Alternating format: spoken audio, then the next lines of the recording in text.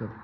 Okay, today we have just going to start the concept of conservation of energy. As you know, that is the part of mechanics और बच्चे काफ़ी ज़्यादा इस concept में आके फंसते हैं क्योंकि यहाँ पे उनको कभी कभी लगता है कि कहाँ पे हम कंजर्वेशन ऑफ मैकेनिकल एनर्जी लगाएं, कहाँ पे हम वर्क एनर्जी थ्योरम लगाएं. ये इट्स क्वाइट चैलेंजिंग टास्क और कहाँ पे हम क्या कंसेप्ट लगा सकते हैं. I am just going to tell you. So आज के कंसेप्ट काफ़ी अच्छे होने वाला है. देखें कैसे हम इसको पढ़ सकते हैं. जैसे इस कंसेप्ट को पढ़ने के लिए हमें सबसे पहले क्या पता होना चाहिए, लाइक हमें पहले पता होना चाहिए वर्क एनर्जी थ्योरम के बारे में. तो जैसे मैं बेसिक कंसेप्ट जो इससे पहले के कंसेप्ट जो मैं ऑलरेडी पढ़ा चुका हूँ वो है वर्क एनर्जी थ्योरम और वो हमें पता होना चाहिए क्या होता है वर्क एनर्जी थ्योरम. तो पहले मैं वही आपको रिकैप करा देता हूँ वर्क एनर्जी थ्योरम क्या होता है. तो इसको पढ़ने के लिए वो नेसेसरी चीज है. कैसे मैं आपको बता देता हूँ. तो वर्क एनर्जी थ्योरम जैसे कि आप जानते हो वी नो वेरी वेल. तो क्या हमें पता है. सो वर्क एनर्जी थ्योरम की बात करी जाए according to work energy theorem, according to work energy theorem. तो अगर मैं वर्क एनर्जी थ्योरम की बात करूं तो उसके अकॉर्डिंग क्या बोला जाता है कि work done bye all the forces, work done bye all forces. अगर हम सारे फोर्सेस का वर्क डन देखें वो तो किसके बराबर लिया जाता है, चेंज इन काइनेटिक एनर्जी. अब चेंज इन, अब कौन कौन से फोर्सेस यहाँ पर होंगे जो हम लेते हैं चेंज इन काइनेटिक एनर्जी में. ऐसा नहीं कि सिर्फ आपने उठाया कोई कंजर्वेटिव फोर्स लगा दिया चेंज इन काइनेटिक एनर्जी के, या फिर उठाया कोई नॉन कंजर्वेटिव फोर्स लगा दिया चेंज इन काइनेटिक एनर्जी. तो ऐसा पॉसिबल नहीं है. तो कभी भी अगर आपको वर्क डन निकालना है और या फिर वर्क एनर्जी थ्योरम तो सारे फोर्सेस लेने पड़ेंगे. अब सारे फोर्सेस कौन कौन से होते हैं. अब हमें कौन कौन से फोर्स लेने हैं, जैसे कि work done by conservative force भी होना चाहिए, यहाँ पे work done by non conservative force भी होना चाहिए, work done by external force भी होना चाहिए मेरे बच्चों, और work done by internal force भी होना चाहिए. समझ आ रही बात. तो ये सारे के सारे अगर फोर्सेस के थ्रू जो वर्क डन होता है वो लिया जाता है किसके बराबर, चेंज इन काइनेटिक एनर्जी के बराबर. ठीक है. अब चेंज इन काइनेटिक एनर्जी क्या होता है आप इसको लिख सकते हैं क्या, के फाइनल माइनस के इनिशियल, के फाइनल माइनस के इनिशियल. अब आपको पता होगा के फाइनल का मतलब क्या, हाफ एमवी स्क्वायर, मतलब हाफ काइनेटिक एनर्जी का फॉर्मूला क्या होता है, काइनेटिक एनर्जी का फॉर्मूला होता है हाफ एमवी स्क्वायर. तो जब हम फाइनल वाली वेलोसिटी होगी जब हमारी, तो फाइनल काइनेटिक एनर्जी, इनिशियल वाली होगी तो इनिशियल काइनेटिक एनर्जी.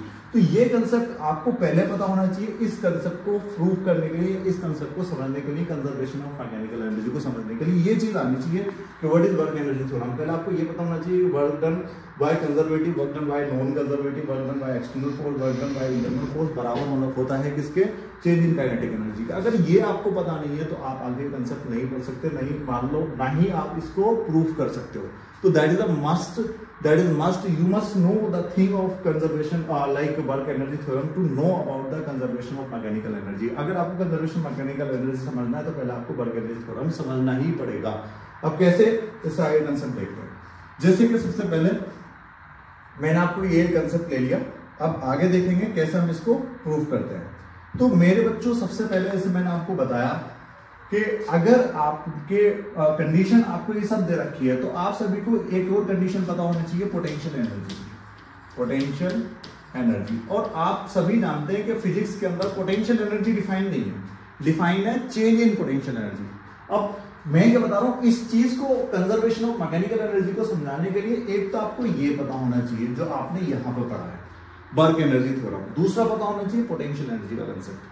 अब पोटेंशियल के मैं क्या बता रहा हूँ, फिजिक्स के अंदर पोटेंशियल एनर्जी डिफाइन नहीं है, डिफाइन है चेंज इन पोटेंशियल एनर्जी.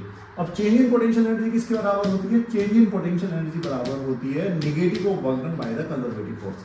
अब कंजर्वेटिव फोर्स आई होगा आपको पता ही होगा सभी को क्योंकि पहले का टॉपिक है और काफी पहले मैंने आपको करवा रखा है. अब कंजर्वेटिव फोर्स आपके वो फोर्स होते हैं जो जिनका वर्क डन जो है पाथ पे डिपेंड नहीं करता, जिनका जो है वर्क डन रिकवरेबल होता है. ये सारे के सारे अब कंजर्वेटिव फोर्सेस कौन से, ग्रेविटेशनल फोर्स हो गया, हमारा स्प्रिंग फोर्स हो गया, इलेक्ट्रोस्टैटिक फोर्स हो गया, ये सारे के सारे कंजर्वेटिव फोर्सेस होते हैं. अब मैंने क्या बताया, change in potential energy equal to होता है किसके, negative work done by the conservative force. अगर आपको ये कंसेप्ट पता है तो हम क्या ये नेगेटिव इस साइड में लगा सकते हैं, ऑब्वियसली लगा सकते हैं. तो work done by conservative force हम इसको लिख सकते हैं negative of change in potential energy.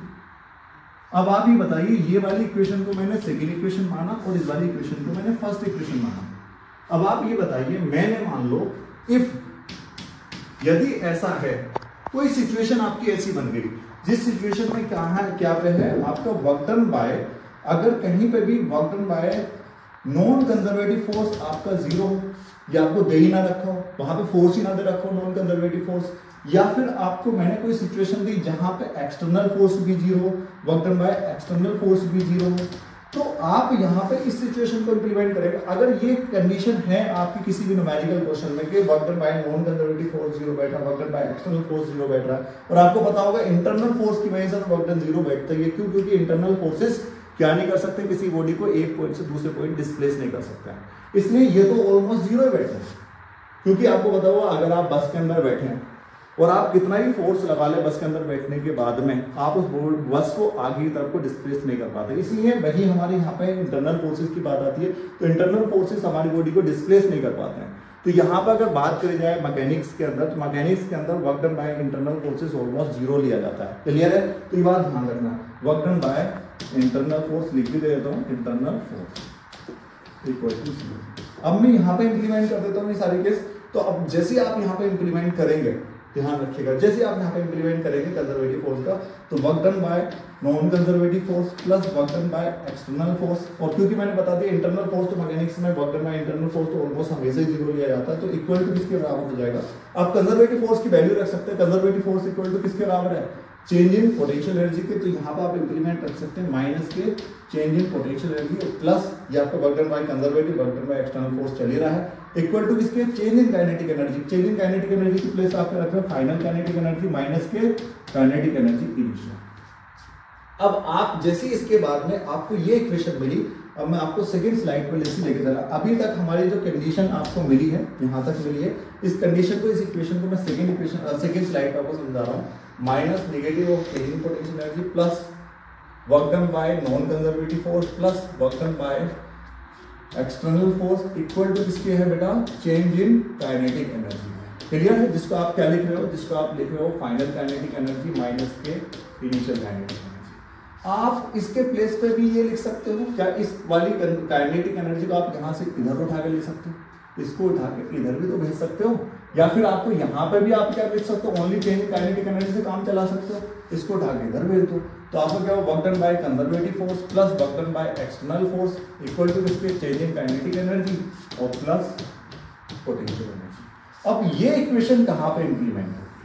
अब एक ये इक्वेशन आई है, equation number 3, that is also very very important. अभी कहाँ पे इंप्लीमेंट होगी मैं आपको बता रहा हूँ।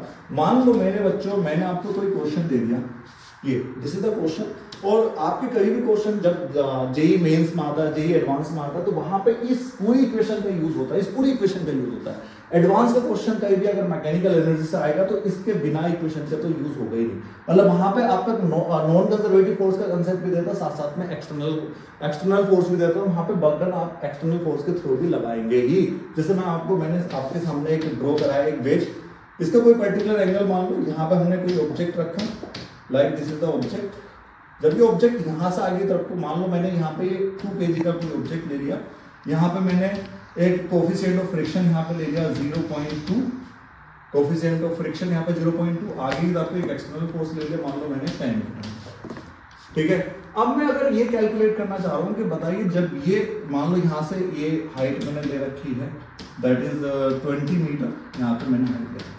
अगर मुझे ये कैलकुलेट करना है, बताइए जब ये वाला जो ब्लॉक है जो 2 kg का ए पॉइंट से बी पॉइंट तक आता है, तो बताइए ए से चल के जब ये बी पॉइंट पर आएगा तो इसकी स्पीड क्या हो जाएगी?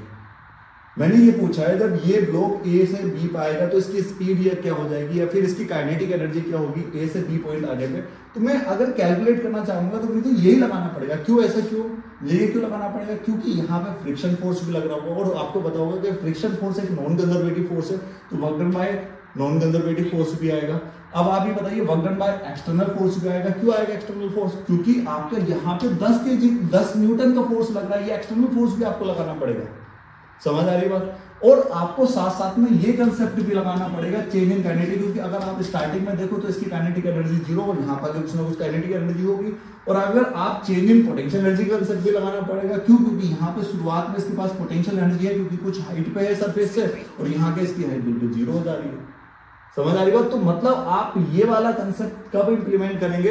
ये वाला कंसेप्ट तब इंप्लीमेंट करेंगे जब आपके पास में एक्सटर्नल फोर्स भी दे रखा हो, और आपके पास में क्या दे रखा हो, आपके पास में फ्रिक्शन वगैरह का कोई ना कोई कंसेप्ट वहां पे दे रखा हो। तब आप क्वेश्चन को इस वाले कंसेप्ट से ही सोल्व करेंगे। समझ आ रहा है आपको? तो this is the concept where you have to apply. I am just telling you कि ये आप ये मानिएगा लगभग 20% प्रॉब्लम यहां से बनेंगे। जेई मेंस के एडवांस के जो 20% क्वेश्चन हैं, और एडवांस के तो सारे क्वेश्चन आपके लगभग मैकेनिकल एनर्जी से अगर क्वेश्चन आ रहा तो ये वाली इक्वेशन से ही होगा। तो आपको ध्यान रखना पड़ेगा। अब मैं इस इक्वेशन का एक दूसरा तरीका बता रहा हूं, स्पेशल केस का। स्पेशल केस क्या है समझे? अब स्पेशल केस क्या है कि कभी कभी आपके इसी क्वेश्चन में कह देगा, इसी क्वेश्चन में क्वेश्चन सेम होगा पर उसमें कुछ चीजों का चेंज होगा। उसमें कह दिया कि सरफेस इज स्मूथ। अगर वो कह रहे हैं कि सरफेस स्मूथ है, या फिर वो कह रहे हैं फ्रिक्शनलेस है, फ्रिक्शनलेस उन्होंने बोल दिया। अब फ्रिक्शनलेस अगर वो कह रहे हैं फ्रिक्शनलेस का मतलब वहां फ्रिक्शन फोर्स है नहीं, कोफिशिएंट ऑफ फ्रिक्शन 0 है, मतलब फ्रिक्शन फोर्स नहीं है, मतलब non work done by non conservative force नहीं। मतलब अगर वो उन्होंने कह दिया कि फ्रिक्शनलेस सरफेस है, तो फ्रिक्शनलेस सरफेस का मतलब ये है कि work done by conservative force किसका हो गया 0। या फिर वहां पे कोई क्या है, कोई एक्सटर्नल फोर्स ही नहीं दे रखा, वो कह रहे हैं कि यहाँ पे जैसे कि 10 न्यूटन का फोर्स दे रखा है, वो 10 न्यूटन का फोर्स ही ना दे, मतलब वर्क डन बाय, अगर work done by external force भी कितना हो 0 हो तब क्या? अगर ये सिचुएशन सेटअप हो रही है तो क्या? अगर ये सिचुएशन सेटअप हो रही है मेरे बच्चों, तो आपको क्या करना है, मैं आपको बता रहा हूं। यहाँ पे आपको बताइए work done by non conservative, अगर ये सिचुएशन स्पेशल केस के अकॉर्डिंग चले तो यहाँ पे इसकी value work done by non conservative force भी 0 हो गया, work done by external force भी 0 हो गया। अब हमारे पास सिचुएशन क्या बनी? अब बनी 0 equal to change in kinetic energy plus change in potential energy. Clear है? अब चेंज इन काइनेटिक एनर्जी आपको पता होगा हाफ mvf का स्क्वायर और माइनस 1/2 हाफ bi का स्क्वायर। इसको भी लिखेंगे तो कितना लिख सकते हैं, mgf मतलब फाइनल हाइट और माइनस mghi मतलब इनिशियल हाइट। अब आप ये कर सकते हैं कंजर्वेशन, आप इनिशियल जितने भी आपका initial potential energy, initial kinetic energy को सबको आप लेफ्ट साइड में ले आए तो कितना हो जाएगा, हाफ mvi का स्क्वायर और कितना प्लस हाफ mghi का स्क्वायर प्लस 1/f bf का स्क्वायर और प्लस के mgf। ये आपका कंडीशन है। अब आपके सामने ये जो इक्वेशन दिखाई दे रही है, that is very very important. अब इस इक्वेशन से लगभग आपके 80% क्वेश्चन सॉल्व हो जाएंगे, लगभग 80%। नीट के ऑलमोस्ट क्वेश्चन यहां से बनते हैं कंजर्वेशन ऑफ एनर्जी के। सिर्फ उसमें क्या होता है मेरे बच्चों, अगर आपके नीट के क्वेश्चन लगभग 80%, जेईई के 80% क्वेश्चन इस वाले कंसेप्ट से बन जाएंगे। बाकी 20% के क्वेश्चन जहां पर आपको फ्रिक्शन फोर्स भी दे रखा होगा, एक्सटर्नल फोर्स भी दे रखा होगा, वो आप इस इक्वेशन से बनाएंगे। समझ आ रही बात? तो आपके पास में 2 इक्वेशन मिल गई। एक ये किसको प्रूव कर रही है, देखो यहाँ पे टोटल मैकेनिकल एनर्जी आ गई। आपको पता होगा मैकेनिकल एनर्जी में क्या होता है, kinetic energy plus potential energy. अब आप देखें initial kinetic energy plus initial potential energy बराबर किसके, final kinetic energy plus final potential energy के। मतलब हम यहां से क्या कह सकते हैं, हम यहां से कह सकते हैं भैया शुरुआत की मैकेनिकल एनर्जी बराबर है फाइनल की मैकेनिकल एनर्जी के। क्लियर है? मतलब यहां से हमारा क्या प्रूफ हो रहा है, कंजर्वेशन ऑफ मैकेनिकल एनर्जी, और इसी को बोलते हैं कंजर्वेशन ऑफ मैकेनिकल एनर्जी। मैंने क्या बताया कि लगभग 80% क्वेश्चन इस वाली इक्वेशन से सोल्व कर सकते हो। हाफ mbi का स्क्वायर और plus mghi equal to half mbf का स्क्वायर प्लस के mgf। 80% क्वेश्चन आप इस इक्वेशन से सोल्व कर सकते हो। बाकी 20% के क्वेश्चन आपको कहां पे मिलेंगे, वहां पे जहां पे आपके कंजर्वेटिव फोर्स भी हो और आपका एक्सटर्नल फोर्स भी हो। जस्ट लाइक कैसे, कहां से मिल सकते हैं, जैसे work done by non conservative force plus work done by external force equal to आपका चेंज इन काइनेटिक एनर्जी और plus change in potential energy. यहां से मिलेंगे। यहां से आप कोई भी क्वेश्चन इससे तो आगे जाएगा ही नहीं। तो लगभग बाकी 20% क्वेश्चन जब भी जेईई एडवांस का क्वेश्चन बनता है इससे जरूर बनेगा। अब जैसे कि मैं आपको एक क्वेश्चन सोल्व करके दे रहा हूं और आपके लिए एक क्वेश्चन भी है, टास्क भी है, आप उसको सोल्व कर आगे दिखाइएगा। क्वेश्चन क्या है, क्वेश्चन ये है कि मेरे पास में एक ब्लॉक जैसे जो स्टार्टिंग में 2 kg का है। क्लियर है? मैंने यहां से आपको क्या दिया, एक एक्सटर्नल फोर्स लगा दिया 10 kg का। ठीक है? स्टार्टिंग में इसकी जो हाइट है दैट इज 20 मीटर। ठीक है? काफी अच्छा क्वेश्चन है। और ये जो कोफिशिएंट ऑफ फ्रिक्शन है आपको दे रखा है इस ब्लॉक का, दैट इज 0.2 और यहाँ पे जो एंगल बना हुआ है दैट इज 37 डिग्री। अब आपको क्या बताना है आपको बताना है जब ये ब्लॉक यहां से 2 kg यहां से यहां पे आता है फाइनल, इस पोजीशन से इस पोजीशन तक पहुंचता है रेस्ट तक, आपको बताना है find the kinetic energy at point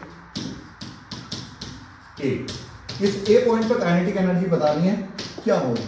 kinetic कौन सा ए पॉइंट है, this is the A point, ये आपका ए पॉइंट है, ये आपका बी पॉइंट है और ये आपका सी पॉइंट है। जब आपका ब्लॉक बी यहां से ए पे आता है तो इसकी काइनेटिक एनर्जी क्या होगी, this is the task. So comment करिए इसको क्या आंसर आने वाला है आपका। Okay bye, thank you.